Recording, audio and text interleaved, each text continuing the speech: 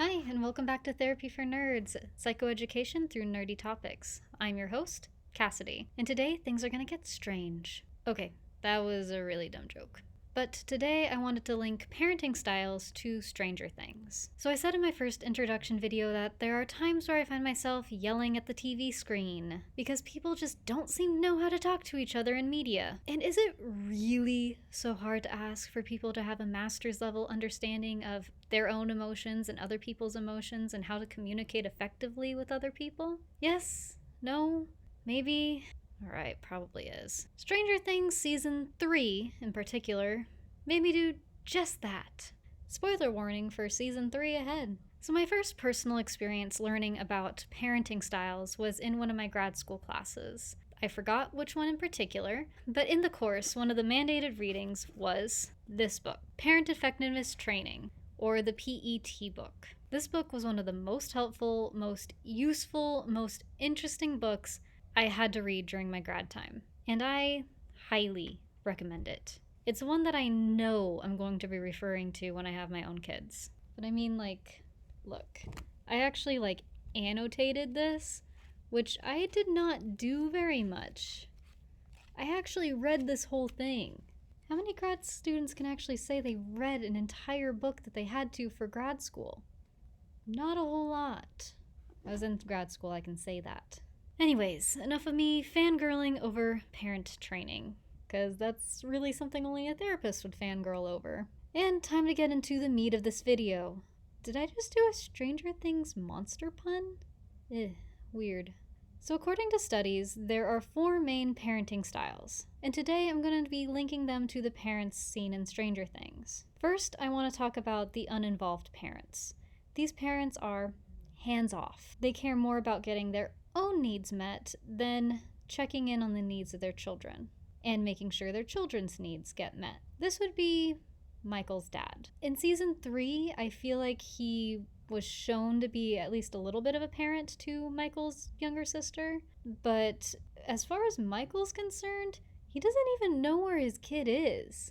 I don't even think he knows where Nancy is. So Michael's dad is very hands-off when it comes to parenting Michael himself. He seems fairly involved with the little sister. I mean, there's that little scene before his mom goes off to meet Billy where she sees his dad curled up on the chair with her little daughter, and then she decides to not go and have sex with a teenager. Why is this a thing? I hated that storyline. So I was talking about season 3, but also season 1. His dad never seems to know where he is. I mean, Michael's able to just go on random adventures, and his dad never even questions it. So the next style I want to go over is the permissive parent. And for this one, I'm going to go with Michael's mom. She says in the first season that, oh no, you can't go out, you have to stay home. But then, she doesn't actually follow through with that. And neither Michael or Nancy seem to get in any sort of trouble when it's found out that they weren't there. I feel like Dustin's mom also probably fits in this category, but we don't see too much of her. She just seems to be like, oh, okay, yeah, whatever, sure, go there. You can do whatever you want. I feel like we don't see these two parenting styles as much in Stranger Things because in previous generations, the most common form of parenting style would be the authoritarian. In today's generation of parents, the most common form of parenting seems to have switched to the permissive parents. So we've gone from one end of the spectrum to the other. So let me explain what authoritarian parents look like.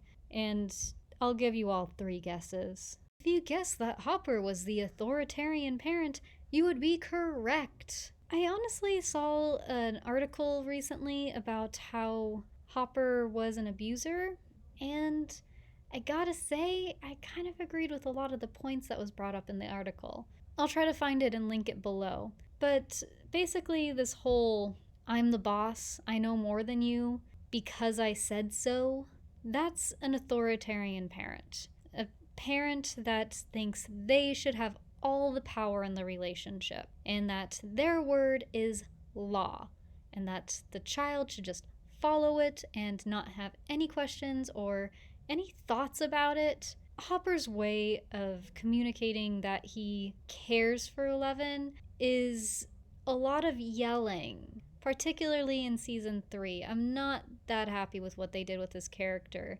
And yes, his character was the main one I was yelling my therapist's thoughts about. Saying that he was going to murder Michael about their budding romance. Come on, dude. Like, that's way too far.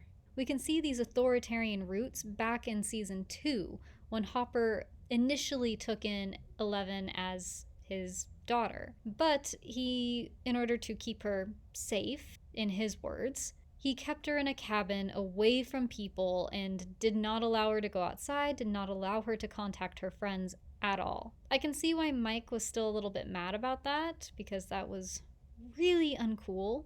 Yeah, I have a lot of issues with it. It just doesn't sit right with me.